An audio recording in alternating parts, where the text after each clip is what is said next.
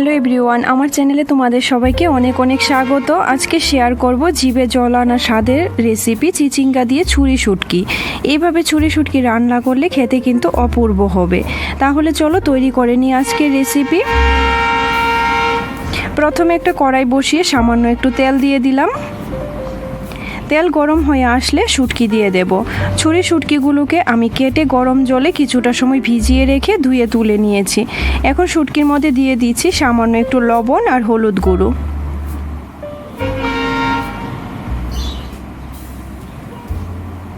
তারপর শুটকিগুলোকে হালকা ভেজে তুলে নেব।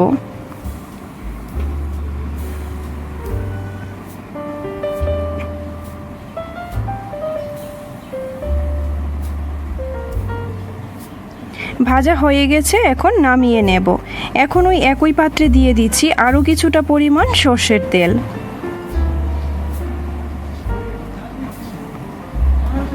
তেল গরম হয়ে আসলে দিয়ে দিচ্ছি একটা কুচানো পেঁয়াজ। পেঁয়াজগুলোকে হালকা একটু ভেজে নেব।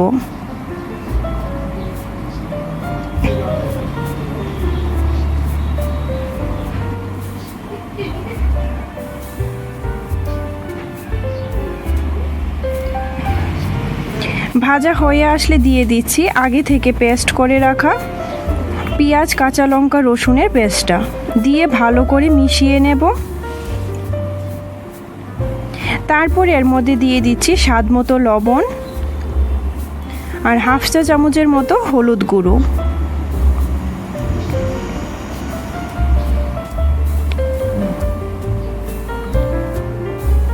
তারপর আবারও মিশিয়ে নিয়ে 2 থেকে 3 মিনিট কষিয়ে নেব।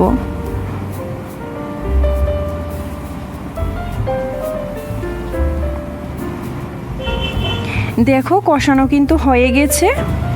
এখন এর মধ্যে দিয়ে দিচ্ছি আগে থেকে কেটে ধুয়ে রাখা চিচিঙ্গাগুলো আমি এইভাবে কেটেছি, তোমরা তোমাদের পছন্দ মতো কেটে নেবে। এখন মশলার সাথে ভালো করে মিশিয়ে নেব।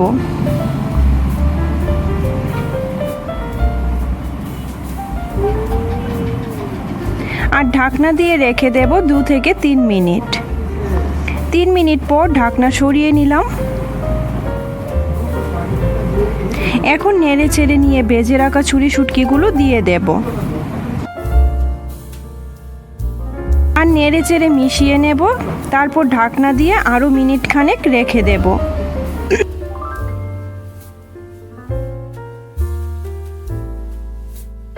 মিনিট খানেক পর ঢাকনা সরিয়ে ভালো করে নেড়ে চেড়ে মশলার বাটিটা ধুয়ে হাফ কাপের মতো জল এর মধ্যে দিয়ে দিলাম। তারপর আবারও সব কিছু মিশিয়ে নেব আর মিডিয়াম ফ্লেমে রেখে ঢাকনা দিয়ে রেখে দেব আরও 2 মিনিটের জন্য।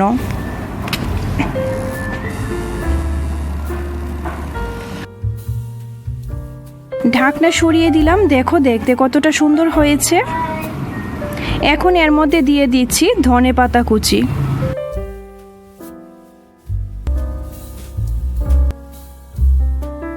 ধনেপাতা কুচিটা দিয়ে কিছুক্ষণ সময় রেখে ভালো করে মিশিয়ে ভেজে তুলে নেব।